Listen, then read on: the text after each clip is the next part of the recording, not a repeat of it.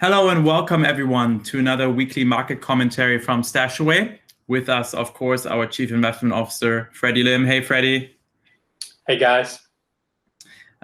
Interesting day today. The first of the three debates, I think. I think they're going to have three. I don't even know why they would go on with those, but interesting day. So I will definitely want to cover a little bit of the political spectrum there because we are getting closer to election time. And I think the short-term news after the elections actually that the market dropped, or the futures are dropping. But obviously this is temporary, hopefully. And then also we did get some good Chinese economic numbers as well that we want to discuss before we get into our listeners' questions. So Freddy, let's get started. Did you have a chance to watch the debate earlier? Yeah, thanks for sending me the link. I guess it was 10 a.m. when it started this morning in Asia.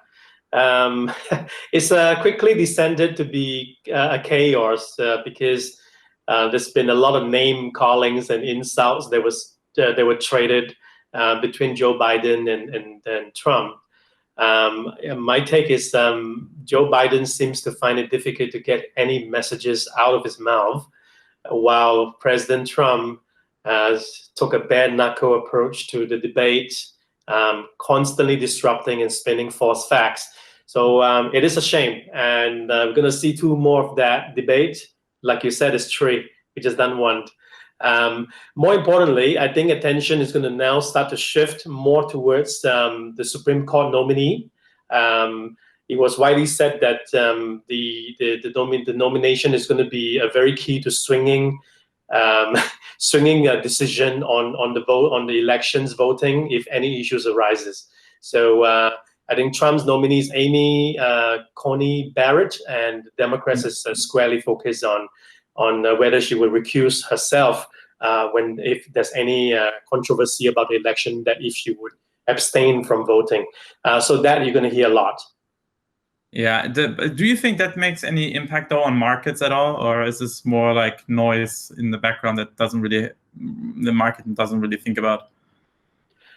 Well, the market did react this morning, according to the media. I'm personally not sure, but it seems to be said that the market reacted quite poorly to this morning's presidential debate. And if you look at the futures options market, the VIX futures market seems to continue to price in elevated volatility, even into and even after the election. So it looks like investors should always, from day one, brace for this and always be prepared for short-term volatility. That should be the primary focus for all of us here. Yeah, no, absolutely. But let's from chaos, let's talk some better news. Tell us about China economy rebounding a little bit. What are you looking at there? What are the signs that you're seeing? Well, the latest figures we got are a bunch of manufacturing and non-manufacturing PMIs, the Purchasing Manager Index, which measures sentiment of business managers who's doing acquisition, investing in capex and hirings. And so that number looked good. It continued to be in expansionary mode for manufacturing. And even non-manufacturing is getting a rebound as well. And in addition to that, corporate profits, especially at industrial companies in China, also has improved. I think July's number was 19.6% increase, another 19% increase in August. That brought the whole year today, as of August data versus a year ago, sort of shrunk corporate profits from a big negative to a small negative. It's about minus 4% for the year now.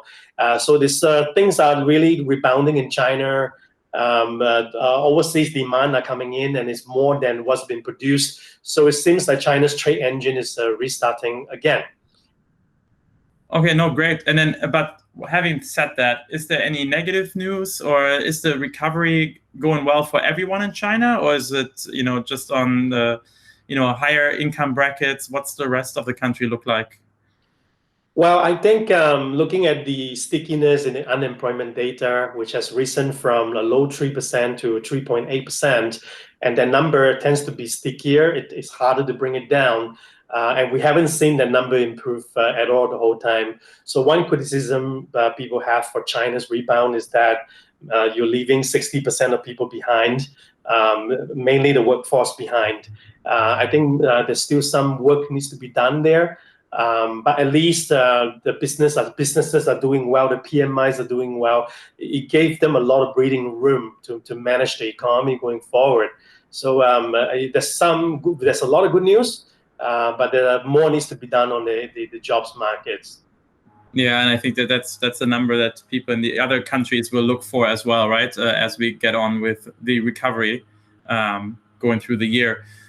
Before we get to the questions from our listeners, for anyone that's new, you might not know, but you can ask us any questions so that Freddy and myself can pick those up during the weekly shows.